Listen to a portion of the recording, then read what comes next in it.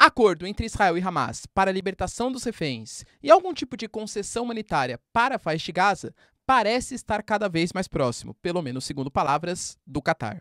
A gente tem, pessoal, Israel fazendo uma baita operação em Al-Shifa, que é o hospital, talvez o principal ali localizado na faixa de Gaza, só que, de novo, com algumas diferenças de narrativas. Enquanto Israel garante que foi uma operação para desmantelamento de uma das sedes do Hamas, a gente tem posições na Palestina, inclusive referendadas pela rede Al Jazeera, mostrando que houve, na verdade, não posso falar essa palavra aqui no YouTube, contra médicos e pacientes e completamente fora de questão humanitária. Mas, ao mesmo tempo, Israel compartilha imagens, mandando ajuda, equipamentos e coisa que valha.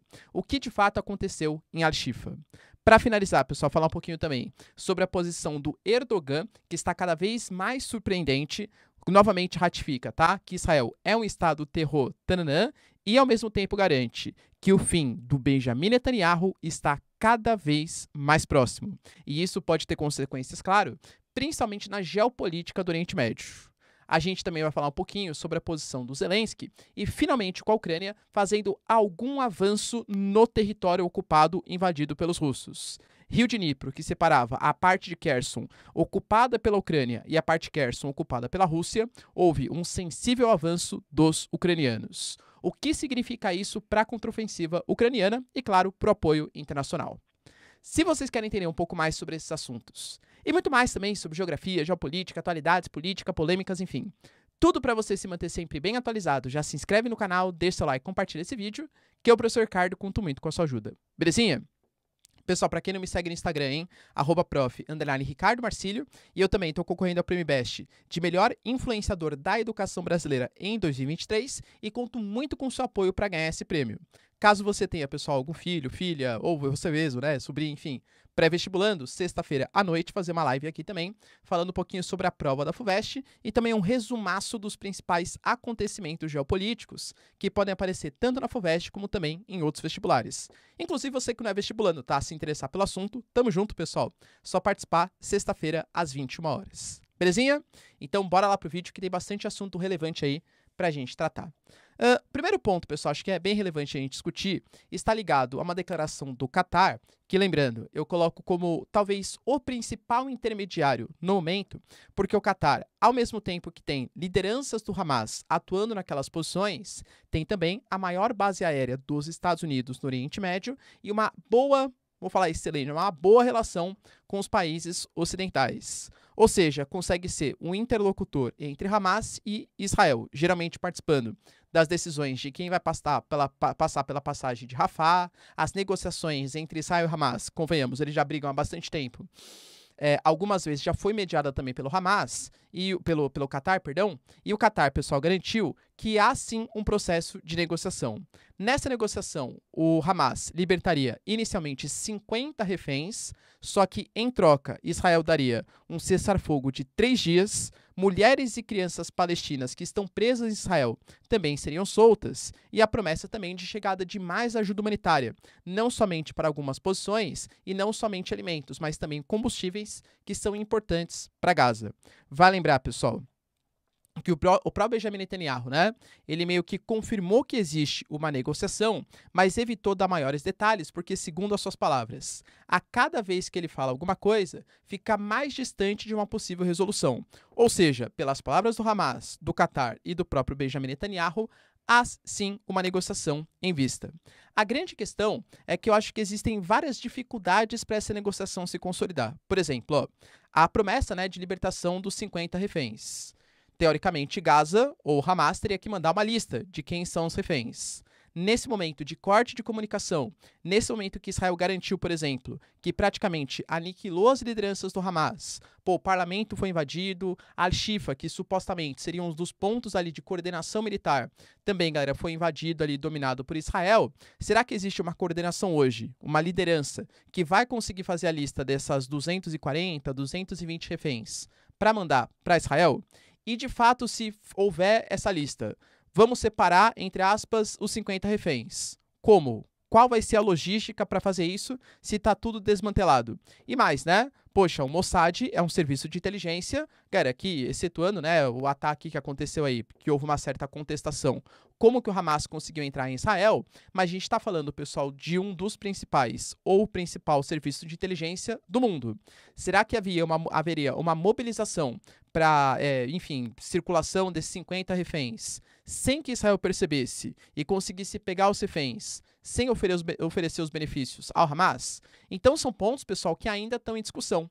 O próprio Hamas alega que o Benjamin Netanyahu ele fica dificultando as ações, essa possível acordo, né, para a libertação dos reféns, porque segundo o Hamas, ao Benjamin Netanyahu interessa que tenham reféns em Israel, porque se existem reféns, é uma justificativa, é uma disputa para o Benjamin Netanyahu, segundo o Hamas, tá, fazer o que ele quer de fato fazer na faixa de Gaza, que é eliminar completamente os palestinos e criar uma zona tampão, uma zona desmilitarizada para que os palestinos não morem mais na faixa de Gaza, tá? Ou seja, geopoliticamente interessa que o Hamas tenha reféns ali sobre os seus domínios.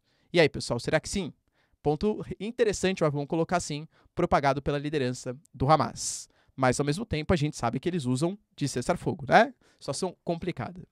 Outra notícia importante que a gente teve está ligado, pessoal, ao hospital de Al-Shifa, que hoje conta, pessoal, na verdade hoje, né, depois da operação israelense, é difícil saber os números oficiais, mas contava, estima-se, com cerca de 1.000 pacientes ali estacionados. Segundo Israel, esse hospital ele sempre foi utilizado não só como um escudo humano contra o Hamas, né, a favor do Hamas, mas sim como uma das principais bases para que o Hamas tivesse a sua coordenação e a sua atuação na faixa de Gaza. Israel anunciou mais ou menos 12 horas antes que ia de fato fazer a operação, e quando fez a operação, segundo palavras de Israel, tá? Só houve 5 mortes e de membros do Hamas.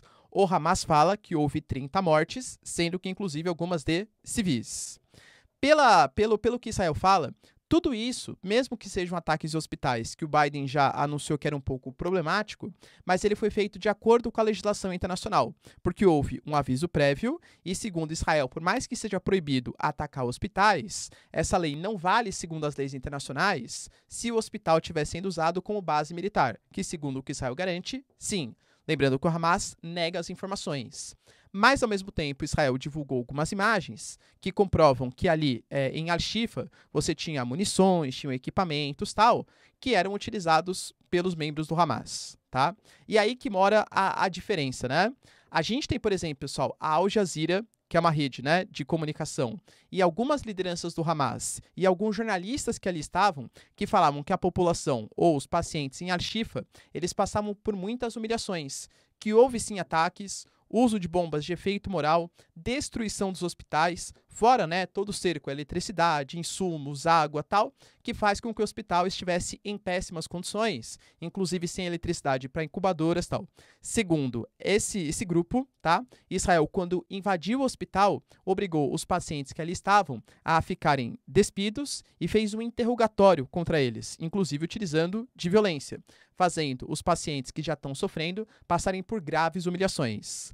Em compensação, Israel fala que nada disso aconteceu e que, na verdade, eles até levaram ajuda humanitária, compartilhando, inclusive, né, vídeos ali de insumos tal, chegando para os pacientes no hospital de Al-Shifa.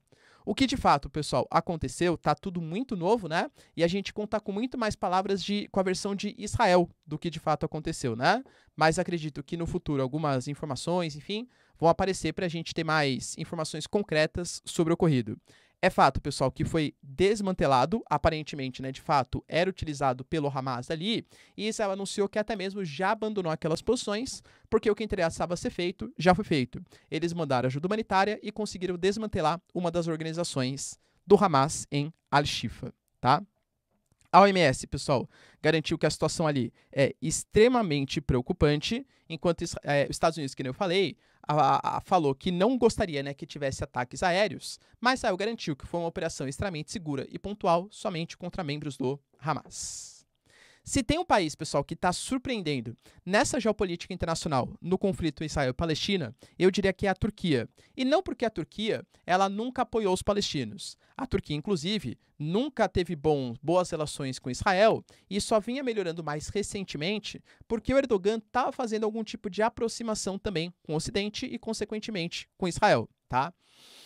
A gente não pode esquecer que desde que o Erdogan ele foi reeleito, ele prometeu que queria entrar para a União Europeia, reconheceu que a Crimeia de fato pertence à Ucrânia, falou que caso a Rússia fizesse um ataque a embarcações que estavam indo em direção ao porto de Odessa, a Turquia protegeria esses barcos, essas embarcações no Mar Negro, ou seja, uma coisa que corrobora, né, com o Ocidente, autorizou, pelo menos está no processo, né, a Finlândia e a Suécia entrarem para a OTAN. Então todo mundo ficou, opa, acho que o Erdogan, né, tá indo mais para o caminho aqui ocidental da força. Mas, ao mesmo tempo, quando inicia, por exemplo, essa questão entre Hamas e Israel, o Erdogan já fez várias declarações, tá? Mas, mais uma vez, ele fez uma declaração muito forte contra Israel. Falou, galera, que nesse momento, o Hamas, ele é um grupo democrático, porque, segundo ele, foi eleito na faixa de Gaza respeitando a decisão dos moradores que ali estão, e quem pratica esses atos terror, que expulsa os moradores da sua casa, que ataca civis, que ataca mulheres, crianças, hospitais, não é o Hamas. E sim, quem faz isso são, segundo o Erdogan, tá? Quem faz isso é Israel. Então, Israel, ele pode falar, pessoal, com toda a calma no coração, segundo palavras do Erdogan, é um estado terror, E, inclusive, mais uma vez, fez uma ameaça. Eu lembro, né, para quem já viu o vídeo aqui, galera, há um tempinho, pode reparar que eu já falei isso algumas vezes, tá? Eu compartilhei com vocês a informação que um ministro de Israel, ele tinha garantido que uma das coisas que Israel poderia fazer contra a faixa de Gaza é utilizar armas nucleares contra os palestinos. Pessoal, de verdade, eu acho que isso vai ser feito? Não. Inclusive, o próprio Benjamin Netanyahu, ele afastou esse ministro. Mas era o que precisava para que declarações mais fortes, ou que a narrativa, ou que a história contada pelo Irã, pela Síria, agora pela Turquia, fosse referendada.